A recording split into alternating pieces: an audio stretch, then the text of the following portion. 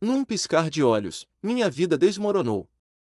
Entrei no escritório do chefe da minha esposa, esperando surpreendê-la com um jantar, mas o que vi me quebrou. Ele, com a mão no corpo dela, dizendo que ela era dele.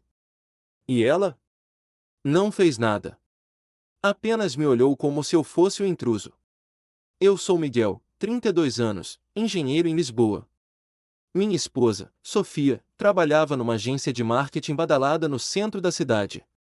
Nos últimos meses, ela vivia falando do chefe, Ricardo, um cara carismático que parecia ter o mundo aos seus pés. Ele precisa de mim no fim de semana, dizia ela, sempre correndo para reuniões noturnas. Eu confiava nela. Ou, pelo menos, queria confiar. Naquela sexta-feira, saí cedo do trabalho. O trânsito em Lisboa estava leve, e decidi surpreender Sofia com o jantar favorito dela, bacalhau à Brás do nosso restaurante preferido no bairro Alto. Peguei o elevador até o 15º andar do prédio envidraçado onde ela trabalhava. O recepcionista tentou me barrar. Reunião privada, disse. Sou o marido dela, respondi, passando direto. A porta do escritório de Ricardo estava entreaberta.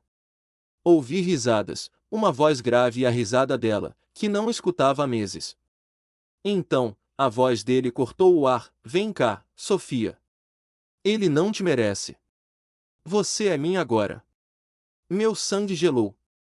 Empurrei a porta e vi Ricardo, com a mão na cintura dela, um sorriso arrogante no rosto. Sofia não se mexeu, só me encarou com frieza.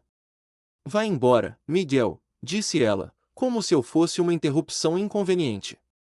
Embora, repeti, a voz tremendo. Ricardo riu. Ouviu ela. Sai como homem ou enfrenta-me.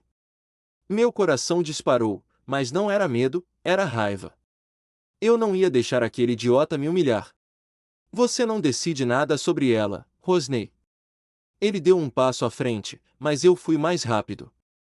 Um soco no queixo, outro no estômago. Ele caiu como um saco de batatas, gemendo no chão. Sofia gritou, mas não para me apoiar, ela estava furiosa comigo. Você estragou tudo. Ele ia me promover. Saí do escritório com o sangue pulsando nos ouvidos. Não olhei para trás. Naquela noite, dormi no sofá do meu irmão, Diogo, em Cascais. Meu telefone vibrou com 20 chamadas perdidas de Sofia. Nenhuma mensagem pedia desculpas. Só gritos: você agrediu meu chefe. Vai pagar por isso, Miguel. Apaguei tudo. Não sentia raiva, só um vazio que pesava mais que qualquer coisa. No dia seguinte, voltei ao nosso apartamento em Alfama. Tudo parecia igual, a cafeteira na pia, o cheiro do perfume dela no ar. Mas algo me puxou para o laptop dela, aberto na mesa. Não tinha senha. Abri o e-mail e encontrei uma conversa com Ricardo. Meses de mensagens, jantares em hotéis no Porto, encontros disfarçados de reuniões de equipe. Ela o chamava de rico e dizia que eu era muito previsível. Um e-mail de uma semana antes dizia: quando Miguel sair do caminho, podemos parar de nos esconder. Meu estômago revirou. Não era só traição, era um plano. Ela queria me apagar da vida dela. Fechei o laptop e saí para respirar. No cais do Tejo, olhando as ondas, percebi que o amor que eu achava que tínhamos era uma mentira. Sofia não cometeu um erro. Ela escolheu isso, dia após dia. Naquela noite, ela chegou em casa como se nada tivesse acontecido. Entrou no meu laptop, perguntou, com os braços cruzados. Quanto tempo, Sofia? Perguntei, calmo. Ela riu, sarcástica. Desde janeiro. E daí? Você parou de me surpreender, Miguel. Ricardo me faz sentir viva. As palavras cortaram, mas o que doeu mais foi a frieza. Então acabou, falei. Você escolheu ele. Ela deu de ombros. Você vai ouvir do meu advogado. Saí do apartamento naquela noite. Não ia lutar por alguém que já tinha me descartado. Mas isso foi só o começo. Passei dias evitando o telefone. Sofia mandava mensagens, alternando entre ameaças e tentativas de me culpar.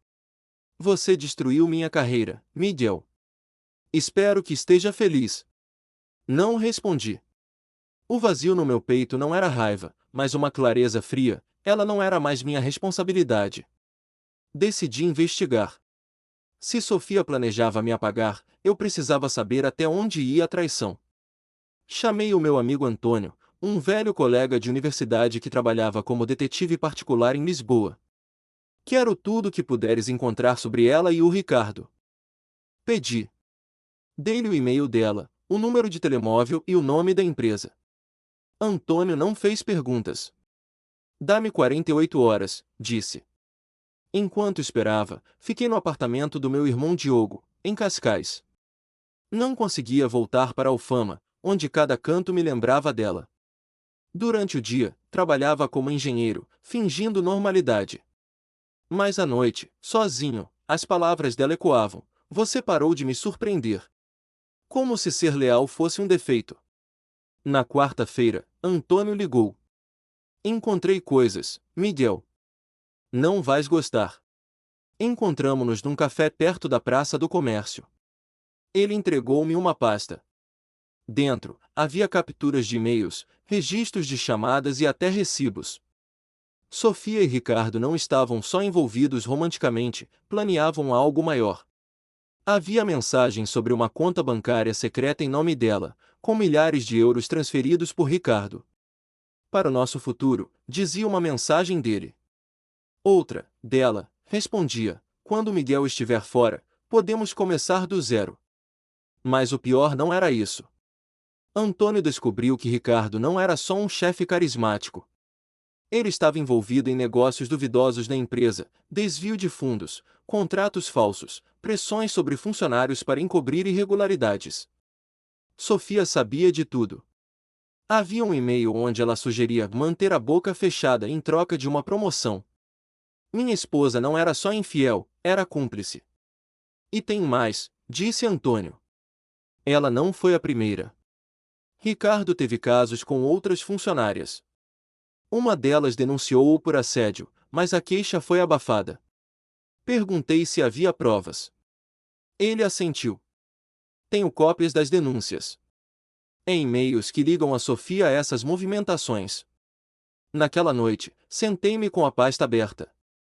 Cada documento era um golpe.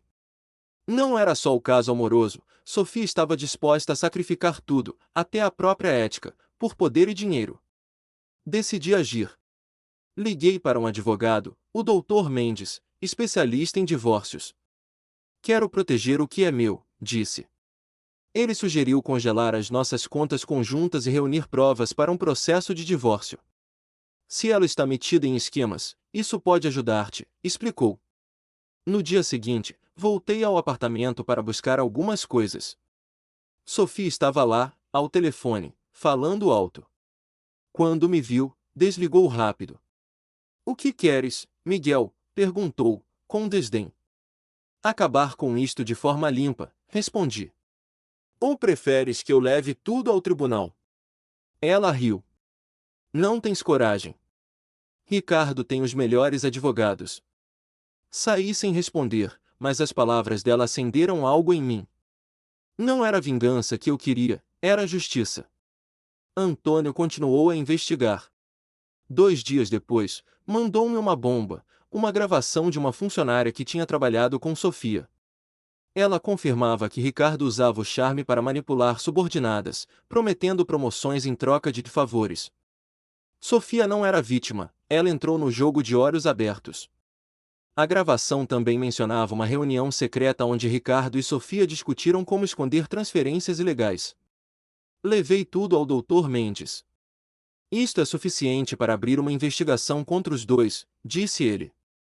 Mas tens de decidir, queres denunciá-los agora ou esperar pelo divórcio? Recitei. Denunciar podia expor Sofia, mas também me arrastava para o caos. Resolvi focar no divórcio primeiro. Congelei as contas e mudei-me oficialmente para um pequeno apartamento em Lisboa. Sofia ficou furiosa. Ligou-me, gritando: estás a tentar arruinar-me. Respondi com calma: não, Sofia. Tu fizeste isso sozinha. Os dias seguintes foram um teste de paciência. Sofia continuava a mandar mensagens, ora ameaçando, ora tentando me manipular. Podemos resolver isso, Miguel. Não precisamos de advogados, escreveu numa noite. Ignorei. Minha cabeça estava focada em seguir em frente, mas o peso da traição ainda me puxava para baixo. Decidi que não ia me afundar na raiva. Em vez disso, canalizei tudo para construir um caso sólido com o Dr. Mendes, meu advogado. Antônio, meu amigo detetive, não parava de cavar.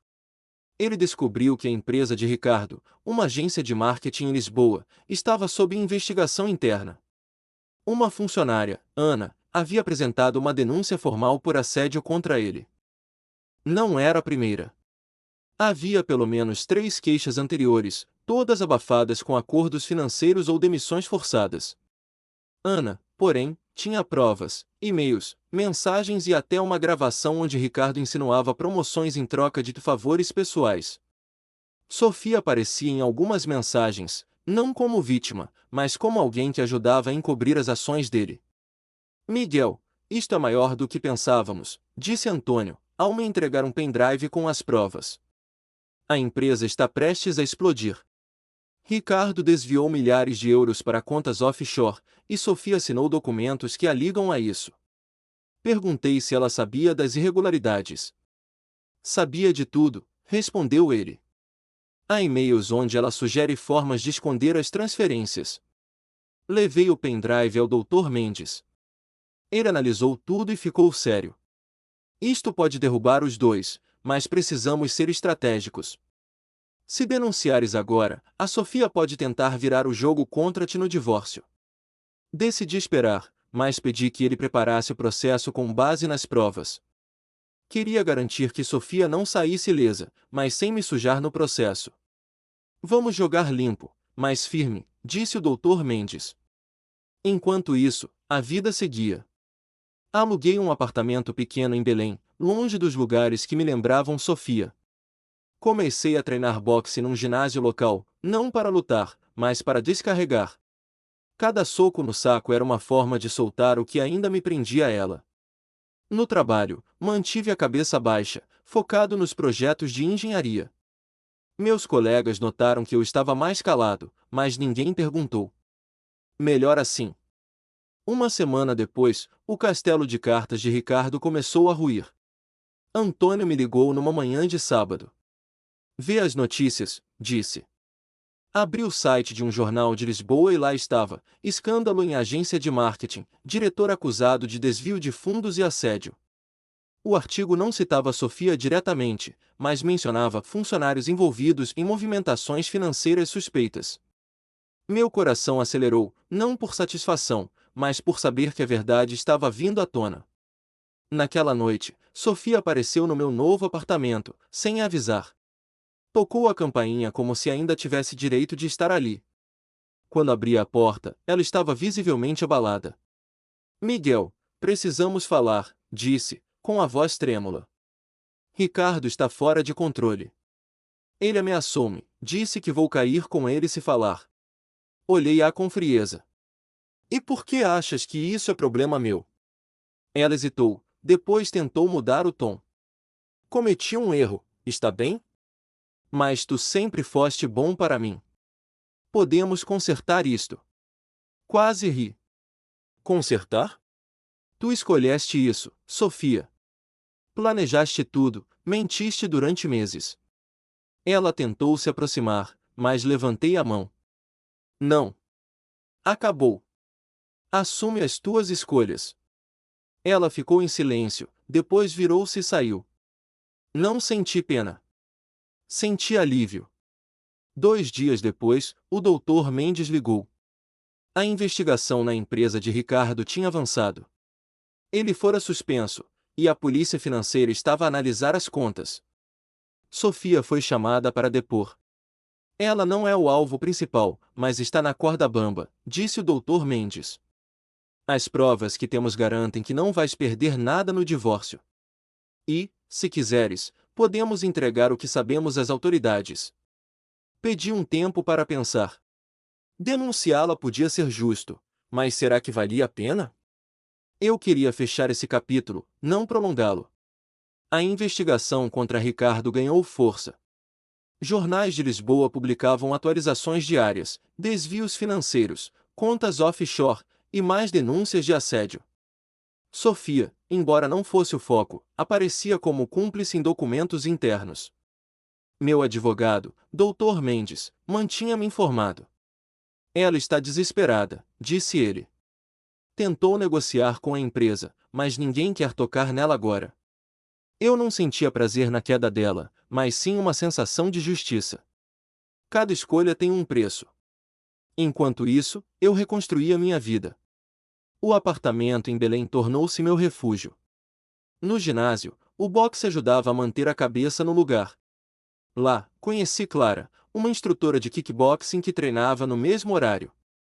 Não era de falar muito, mas tinha um jeito direto que me atraía. Certa noite, após um treino, ela ofereceu-me uma garrafa de água e perguntou: Pareces carregar o mundo nos ombros. Quer falar? Não contei tudo, apenas disse que estava a sair de um casamento complicado. Ela assentiu, sem pressionar. Às vezes, é preciso cair para aprender a levantar, disse. Aquelas palavras ficaram comigo. Uma semana depois, Sofia tentou um último golpe. Mandou-me um e-mail longo, algo que não esperava. Miguel, sei que te magoei. Fui egoísta, mas estou sozinha agora. O Ricardo destruiu tudo, e eu não sei como recomeçar. Podemos conversar? Por aquilo que tivemos. Era a primeira vez que ela soava quase humana, mas eu conhecia o jogo. Não era arrependimento, era medo. Respondi com uma frase: fala com o meu advogado. Arquivei o e-mail e segui em frente. Antônio, meu amigo detetive, trouxe mais notícias. Sofia tentava fazer um acordo com a empresa, oferecendo informações sobre Ricardo em troca de imunidade. Mas as provas que Antônio reunirá, incluindo os e-mails que ligavam Sofia aos esquemas, já estavam com as autoridades. Ela não vai escapar tão fácil, disse ele. A empresa quer limpar o nome e está a colaborar com a polícia. Perguntei se eu precisava fazer mais. Não, respondeu Antônio. Deixa a justiça seguir o curso. No mesmo dia, encontrei Clara no ginásio. Após o treino, sentamo-nos num banco, a conversar sobre coisas leves, música, viagens, o mar de Sesimbra. Ela contou que crescerá numa vila perto do porto, onde aprendeu a lutar para se defender. Nunca confiei em quem promete o mundo, disse ela, rindo. Prefiro quem cumpre as pequenas coisas. Aquilo ressoou em mim. Sofia vivia de promessas grandiosas, Clara era real, sem jogos. Dias depois, o Dr. Mendes ligou. O divórcio estava quase finalizado. As contas conjuntas foram divididas, e a casa em Alfama seria vendida, com o lucro repartido. Sofia tentou contestar, mas as provas da traição e do envolvimento nos esquemas de Ricardo enfraqueceram a posição dela. Ela não tem como lutar, disse o Dr. Mendes. E a empresa vai processá-la por cumplicidade. Sentiu um peso sair dos ombros. Não era vingança, era o fim de um capítulo. Clara e eu começamos a sair mais. Não era nada forçado, apenas jantares simples, passeios pelo Tejo, conversas que fluíam sem esforço. Uma noite, no Miradouro da Graça, contei-lhe toda a história com Sofia. Ela ouviu, sem julgar. Sobreviveste a um inferno, disse. Isso faz de ti mais forte do que pensas. Pela primeira vez em meses, senti-me visto, não como um marido traído, mas como Miguel, o homem que ainda tinha muito para dar. Enquanto isso, Ricardo enfrentava as consequências. Foi formalmente acusado de desvio de fundos e assédio. Sofia, segundo as notícias, perdeu o emprego e estava sob investigação. Não me alegrei com a desgraça deles, mas senti que o equilíbrio estava restaurado. Eles escolheram o caminho, agora pagavam o preço. Os meses seguintes foram de silêncio. Sofia parou de mandar mensagens, e as notícias sobre o escândalo na empresa de Ricardo esfriaram. Ele enfrentava um processo judicial, com acusações de desvio de fundos e assédio. Sofia, segundo o Dr. Mendes, meu advogado, também respondia a um inquérito por cumplicidade. O divórcio foi finalizado, a casa em Alfama vendida, o dinheiro dividido. Peguei minha parte e investi num novo começo, sem olhar para trás. A justiça estava feita, não por minhas mãos, mas pelas escolhas deles. Minha vida ganhou um novo ritmo. O apartamento em Belém era agora meu lar, e o boxe no ginásio tornou-se mais do que uma válvula de escape, era onde eu encontrava equilíbrio. Clara, a instrutora de kickboxing, tornou-se uma presença constante. Não forçávamos nada, nossos encontros eram naturais, como passear pela marginal do Tejo ou rir de filmes antigos num bar em Santos. Ela não exigia que eu fosse mais do que sou, e isso era novo. Pela primeira vez, senti que podia ser eu mesmo, sem precisar provar nada. Uma noite, enquanto comíamos petiscos num restaurante em Alcântara, Clara perguntou sobre o futuro. O que queres agora, Miguel? Pensei por um momento. Quero viver sem carregar o passado, respondi. Ela sorriu. Então já estás no caminho. Aquela conversa marcou-me. Não era sobre esquecer Sofia, mas sobre não deixar que ela definisse quem eu era. Então, veio o último capítulo. Era uma quinta-feira, e eu voltava do trabalho, dirigindo por Lisboa. Ao estacionar, vi um carro familiar parado na rua. Sofia. Ela saiu do veículo, hesitante, e se aproximou. Miguel, preciso de falar contigo, disse, com a voz baixa. Não havia arrogância, mas também não havia remorso genuíno. O Ricardo, ele está fora de controlo.